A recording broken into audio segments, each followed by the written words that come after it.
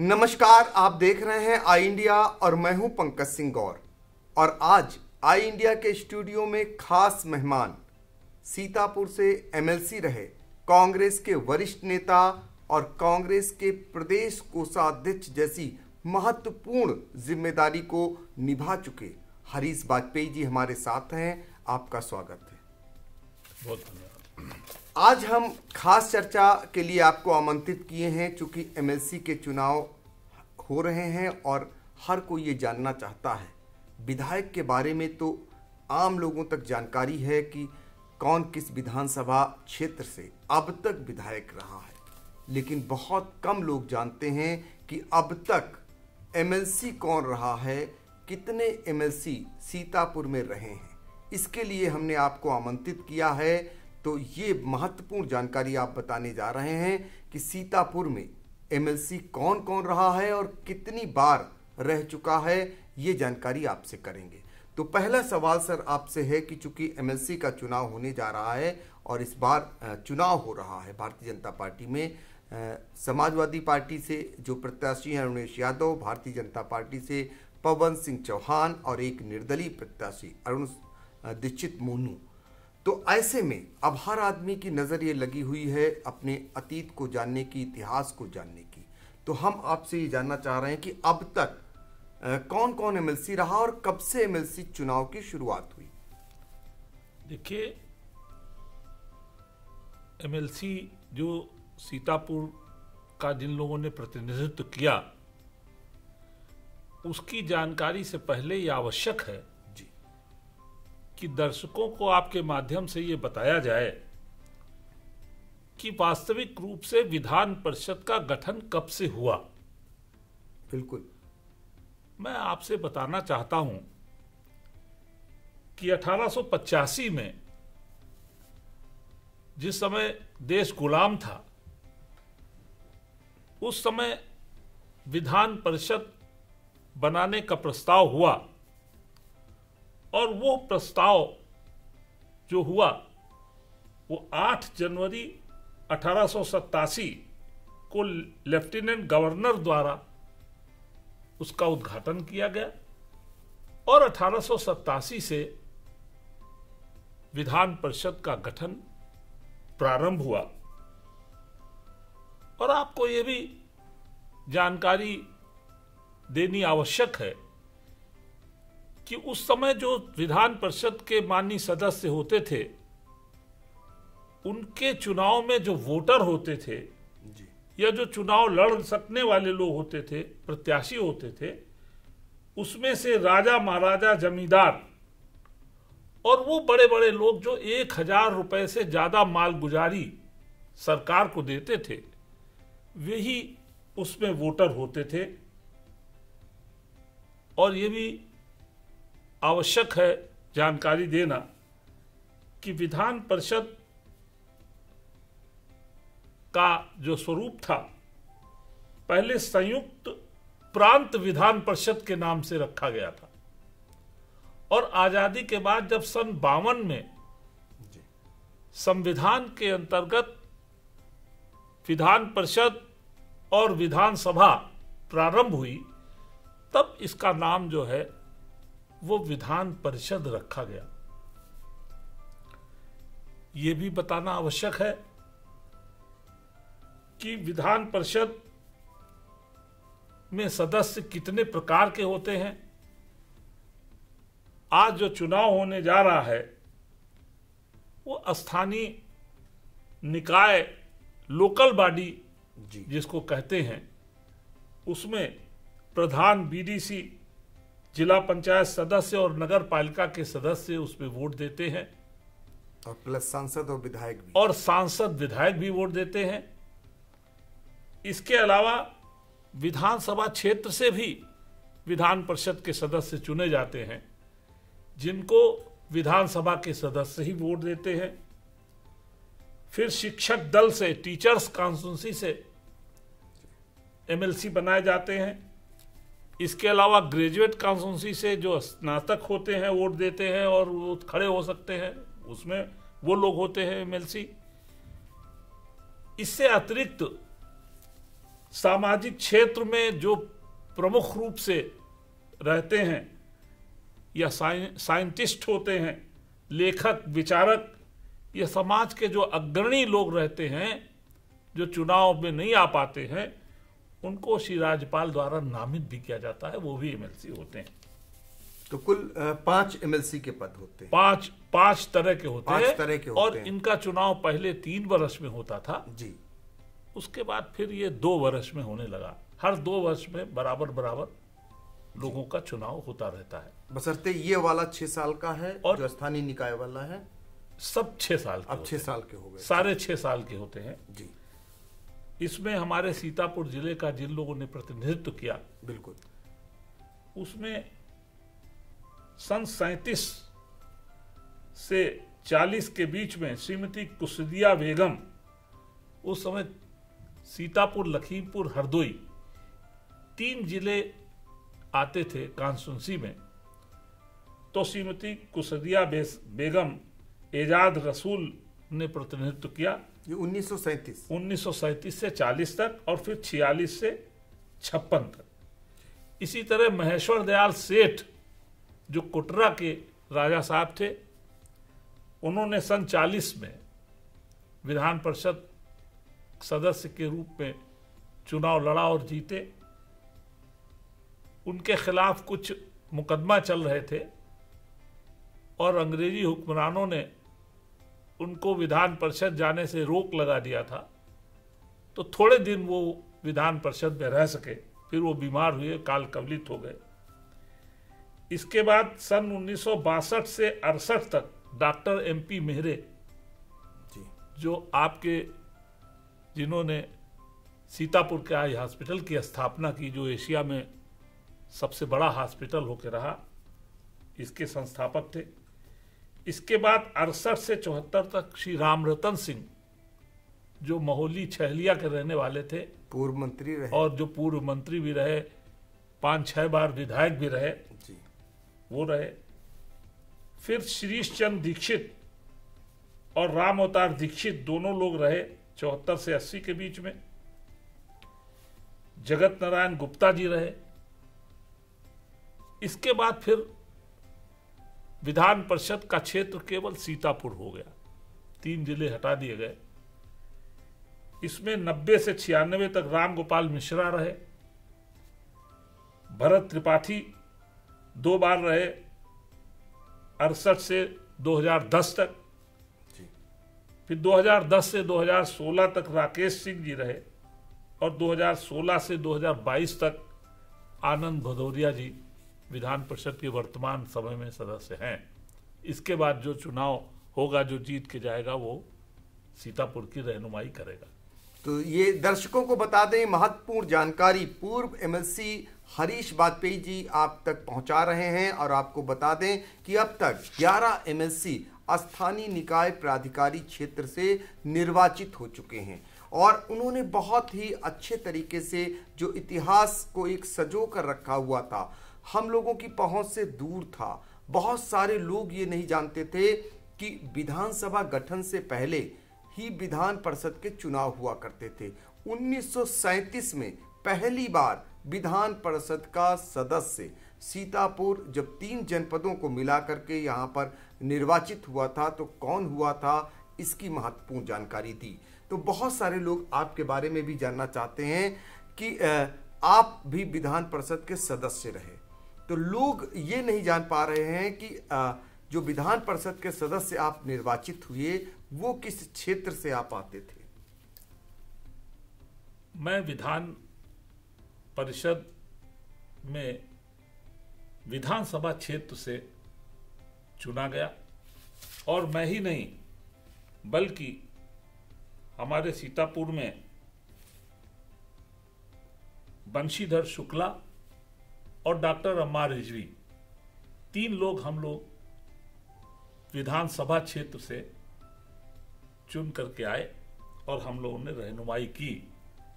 और जो विधानसभा क्षेत्र से विधान परिषद का सदस्य होता है तो वो एक जिले का नहीं होता, पूरे प्रदेश का वो सदस्य माना जाता है। और मुझे उस जगह पर बैठने का अवसर मिला। आपका चुनाव हुआ था, आपको किसने मत दिया था या निर्विरोध हुए थे आप? नहीं, चुनाव हुआ था जी। और 31 विधानसभा के सदस्यों ने वोट दिया था और बड़ा गहमा गहमी से चुनाव होता था, ऐसा चुनाव नहीं होता था। लेकिन अब जो चुनाव हो रहे हैं उसमें वो बात नहीं रह गई है।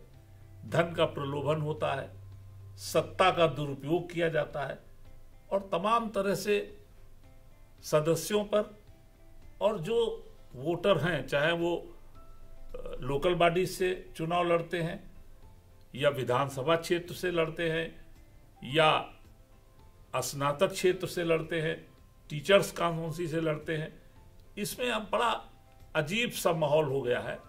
और मैं देखता हूं कि जो प्रलोभन देके जिस तरह से चुनाव हो रहे हैं जी, उससे हम समझते हैं लोकतंत्र की धज्जियां उड़ाई जा रही हैं और ये नहीं होना चाहिए। बिल्कुल, आपकी चिंता जायज है, क्योंकि अब जो चुनाव माना जाता है या तो धन बल के बल पर माना जाता है या फिर सत्ता के बल पर चुनाव माना जाता है। जैसे जिसकी प्रदेश में देश में सत्ता होती है, ये मान लिया जाता है कि उनका अपना एमएलसी चुना जाना तय है, या फिर धन बल इतना हो कि उसके बल पर एमएलसी का चुनाव होता है।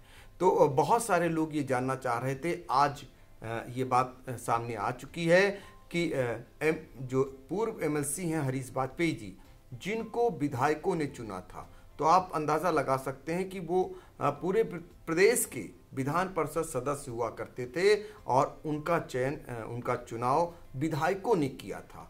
तो ये जानना चाहेंगे सर कि आपने बहुत सारा जानकारी, बहुत सारी ऐसी महत्वपूर्ण जानकारी साझा की है।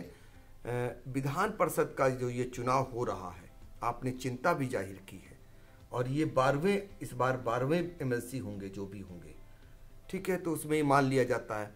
लेकिन बहुत कष्ट होता होगा, वो एक चुनाव आप लोग वो देखते थे, उस समय कैसे चयन होता था प्रत्याशी का? उस समय प्रत्याशियों विधान परिषद में उन लोगों को पार्टियां प्रत्याशी बनाती थी जो बड़े मतलब उस क्षेत्र से जुड़े हुए लोग होते थे, और ख़ास तौर से कुछ ऐसे भी लोग होते थे जो संगठन में काम करते थे और वो विधानसभा में नहीं पहुंच सके, उनकी आवश्यकता वहां पर लेजिस्लेशन में है, उन लोगों को वहां पर चुना जाता था। और जो योग्यता रखते थे तमाम, जैसे मैंने आपसे कहा कि कुछ लोग लेखक थे, विद्वान थे, टीचर थे या और दूसरे क्षेत्रों में अपने अपने क्षेत्रों में जिनका अकूट योगदान था, उनको उसमें से निकाल करके, और ख़ास तौर से जो लोग संसदीय परंपराओं में पले होते थे, उनको जिज्ञासा होती थी, काम करने की उनकी क्षमता होती थी, उन लोगों को चुना जाता था। और आपको हम ये भी बता दें जी कि ये विधान परिषद उच्च सदन, इसको लॉर्ड ऑफ द हाउस भी कहते हैं, और इस सदन के सदस्य पंडित गोविंद वल्लभ पंत रहे हैं, मोतीलाल नेहरू रहे हैं, मदन मोहन मालवीय जिन्होंने बनारस हिंदू विश्वविद्यालय स्थापित किया, आज पूरे संसार में उसका लोहा माना जाता है, वो भी हमारे मदन मोहन मालवीय भी इस विधान परिषद के सदस्य रहे हैं। सर सैयद अहमद साहब जिन्होंने अलीगढ़ विश्वविद्यालय की स्थापना की, वो भी हमारे विधान परिषद के मेंबर रहे हैं। महादेवी वर्मा जो विद्वान थी, जो जिनके बारे में हम समझते हैं, ऐसे ऐसे लोग हमारे विधान परिषद में चुने जाते थे जो अपनी अलग छाप रखते थे, प्रदेश में जिनका स्थान होता था, उन लोगों को चुना जाता था। और आपसे ये भी कहना चाहता हूँ आज के अवसर पर कि विधानसभा जो है वो 1937 से प्रारंभ हुई और सन 1950 से विधानसभा क्षेत्रों का परिसीमन हुआ और उसके बाद संवैधानिक तौर पर वो चुनाव आगे शुरू किए जाते थे। और विधान परिषद का जब कार्यकाल 100 वर्ष का हुआ 1987 में, तो मुझे सौभाग्य प्राप्त हुआ कि उसकी सेंटेनरी में मैं भी मौजूद था और मैंने वहां पर देखा, और पूरा एक इतिहास 100 वर्ष का लिखा गया, जिसमें वीरेंद्र बहादुर सिंह चंदेल उस समय हमारे कानपुर के रहने वाले थे, वो चेयरमैन थे विधान परिषद के, और पंडित जगदीश चंद्र दीक्षित, जिनको स्मरण करना विधान परिषद के इस समय के कार्यकाल में आवश्यक है, जिनका नाम अवश्य लेना चाहिए मुझे। बिल्कुल। जिन्होंने विधान परिषद के 100 वर्ष का इतिहास लिखने के लिए प्रस्ताव रखा और सरकार ने उसको पास किया। विधान परिषद के सभापति जी ने निश्चय किया कि वो इतिहास लिखा जाए और इसकी सेंटेनरी मनाई जाए। पंडित जगदीश चंद्र दीक्षित बड़े विचारक थे, लेखक थे, इतिहासकार थे, और उनको कार्यकारी अध्यक्ष बनाया गया उस इतिहास लिखने वाली कमेटी में। मानधाता सिंह जी जो शिक्षक दल से आते थे वो उसके सदस्य थे। सरजू पांडे जी जो कम्युनिस्ट पार्टी के थे वो भी उसके सदस्य थे। डॉक्टर हरिकृष्ण अवस्थी जो कई बार स्नातक क्षेत्र से चुन करके आए, लखनऊ विश्वविद्यालय के कुलपति भी रहे, बड़े विद्वान व्यक्ति थे, वो भी उसके सदस्य थे। श्री नागेंद्र नाथ सिंह जी जो बहुत ही विचारक थे और बड़े ईमानदार हमारे सदस्यों में से थे। और ये जो हमारे चंद्रभान गुप्ता जी ने जो मेमोरियल सोसाइटी बनाई उसके वो प्रबंधक थे और उसके भी चेयरमैन रहे। नागेंद्र नाथ सिंह जी भी इसके सदस्य थे। और उसके बाद सन 87 में विधान परिषद का 100 साल का एक इतिहास लिखा गया और सेंटेनरी बनाई गई, जिसमें उत्तर प्रदेश के सभी विधायकों को, हमारे विधान परिषद के जो पूर्व सदस्य थे, वर्तमान सदस्य थे, उनको भी बुलाया गया, और जितने विधानसभा के सदस्य थे उनको भी बुलाया गया।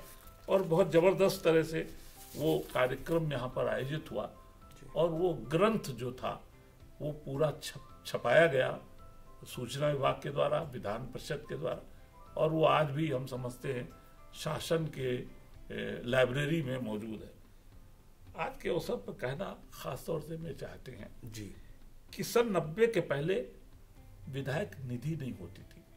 हम लोगों से प्रस्ताव लिए जाते थे और हम लोग प्रस्ताव देते थे, वो विकास के काम होते थे, और कोई वेतन भी इतना नहीं होता था और कोई सुख सुविधाएं भी इतनी नहीं होती थी। क्यों नहीं होती थी? इसलिए नहीं होती थी कि उस समय जो राजनीति में हम लोग आते थे वो सत्ता के लिए नहीं, सेवा के लिए आते थे, और निष्पक्ष चुनाव होते थे। आज क्या हो रहा है? नामांकन पत्र फाड़े जा रहे हैं। आज तमाम तरह से लोगों को नामांकन करने नहीं दिया जा रहा है। आज जैसा मैंने आपसे भी पहले कहा कि तमाम प्रलोभन देके प्रशासन भी सहयोग कर रहा है उस चुनाव में। ये आज बड़ी चिंता की बात है। और सबसे बड़ी चिंता उससे बड़ी ये है कि आज जो विधान सभा और विधान परिषद में लोग चुन करके जाते हैं, बिल्कुल, वो लाइब्रेरी जाना नहीं पसंद करते। हमारे बहुत बड़ी लाइब्रेरी, कायदे से उनको नियमावली जो विधानसभा और परिषद की है शायद उसकी भी पूरी जानकारी नहीं हो पाती है। इसलिए हमारा आज के दिन कहना है, खास तौर से आपके इस चैनल के माध्यम से, जो हमारे माननीय विधायक चुन करके गए हैं, चाहे वो विधानसभा से गए हैं, चाहे वो विधान परिषद से गए हैं, उनसे हमारा कहना है कि कम से कम लाइब्रेरी में जाना चाहिए। उनको जो पार्लियामेंट्री प्रैक्टिस है, चाहे वो हिंदुस्तान की है, चाहे वो ब्रिटिश की है, चाहे वो और दूसरे देशों की है, उसको भी थोड़ा अध्ययन करना चाहिए। और संसदीय प्रणाली को और ज्यादा आज कमी क्यों हो रही है? आज ये जो कभी कभी हार्ट टॉक्स हो जाती हैं, कभी कभी स्पीकर चल जाते हैं, कभी कभी और तमाम तरह से सब चीजें हो जाती हैं, विधानसभा और विधान परिषद में ये शोभा नहीं देता। इसलिए नहीं देता कि हम लोग जनप्रतिनिधि चुन करके जाते हैं। हम जैसा व्यवहार करेंगे उससे जनता के ऊपर बड़ा प्रभाव पड़ता है। बिल्कुल, आपकी चिंता जायज है, चूंकि आपने बहुत बड़ी बात आज की कि पहले का जो चयन होता था, आप समर्पण का चयन होता था, योग्यता का चयन होता था, और अब चयन कैसा होता है प्रत्याशी बनाने में ये सभी जानते हैं। तो उसका धीरे धीरे कहीं ना कहीं बदलाव देखने को मिल रहा है। आपने बताया कि पहले जो है जो विधायक निधि नहीं हुआ करती थी, उसके पहले क्या कुछ विधायक होते थे, उनकी कितनी वैल्यू होती थी, उनकी कितनी जो है इज्जत होती थी। अब जब विधायक निधि आ गई तो उसके बाद क्या कुछ सामने होता है, जूतम पैजार अक्सर सामने देखने को मिलती है। यही सारे कारण है कि चयन भी बदल गया और माननीय भी बदल गए। ये बदलाव है। आपने कई दशकों का पूरा एक इतिहास दर्शकों तक रख दिया, विधान परिषद से लेकर विधानसभा के हालातों को बयां कर दिया कि इस पर कौन कौन लोग विराजमान रहे, कितने योग्य लोग पहले हुआ करते थे, कौन एमएलसी बनाया जाता था। ये सारी बातें आपने रखी और हर कोई ये जानना चाह रहा था, चूंकि एमएलसी का चुनाव हो रहा है और ऐसे में अब सब लोग जानना चाह रहे थे कि ये जो एमएलसी चुने जाएंगे ये सीतापुर के जो है इनकी संख्या कितनी होगी, यानी एमएलसी पद की संख्या कोई नहीं जान रहा था। ये सिर्फ आपने आज बताई और इसके लिए आई इंडिया परिवार और खासकर जो दर्शक हैं वो आपका एक बार शुक्रिया अदा करना चाहते हैं और आपने समय दिया। बहुत बहुत धन्यवाद। बहुत बहुत